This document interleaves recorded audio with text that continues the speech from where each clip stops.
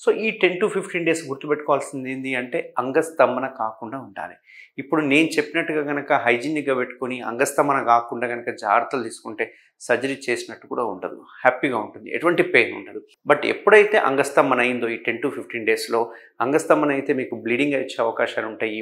And most important వాపు వచ్చే అవకాశాలు ఉంటాయి. 10 to 15 డేస్ బదులు 20 డేస్ టైం పట్టొచ్చు. కొంచెం పెయిన్ వస్తుండొచ్చు. అండ్ మెయిన్‌గా పెయిన్ కంటే కూడా ఒక టైప్ ఆఫ్ డిస్కంఫర్ట్ అండ్ ఒక టైప్ ఆఫ్ ముట్టుకోగానే జిల్లుమనే సెన్సిటివిటీ ఏదైతే ఉందో అవి మాత్రం వచ్చే అవకాశాలు ఉంటాయి. కాబట్టి ఎటువంటి పరిస్థితుల్లో అంగస్తంభన కాకుండా చూసుకోవాలి.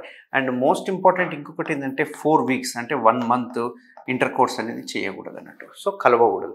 సో ఈ 2 జాగ్రత్తలు తీసుకుంటే కనుక అసలు సర్జరీ చేసినట్టు ఉండదు. ఇందులో కూడా మన దగ్గర మళ్ళీ వెరైటీ ఆఫ్ స్టేప్లర్స్ ఉన్నాయి అన్నట్టు. అంటే బ్లాక్ స్టేప్లర్ కావచ్చు, గోల్డ్ అని ఇవన్నీ చాలా ప్రీమియం స్టేప్లర్స్. ఇండియాలో మీకు ఎక్కడ దొరకదు. ఓన్లీ మన ట్రీట్మెంట్ రేంజ్ హాస్పిటల్ సెంటర్లో మాత్రం దొరుకుతుంది. దాన్ని యూజ్ చేయడం వల్ల ఇంకా పెయిన్లెస్ సర్జరీస్ని మనం అందించవచ్చు అన్నట్టు. సో ఎవరికైనా ఇట్లాంటి ఇష్యూస్ ఉంటే కనుక నన్ను కలవండి. నేను ట్రీట్మెంట్ రేంజ్ హాస్పిటల్లో అవైలబుల్ ఉంటాను. దీనికి కేఎస్ఆర్ స్టాప్లర్ చేయడం వల్ల కంప్లీట్గా దీన్ని పెయిన్లెస్గా మనము సర్జరీ చేసుకోవచ్చు. అండ్ ఎటువంటి హాలిడేస్ అంటే లీవ్ పెట్టాల్సిన అవసరం లేదు. ఇమ్మీడియట్గా డ్యూటీస్కి రెజ్యూమ్ అయిపోవచ్చు.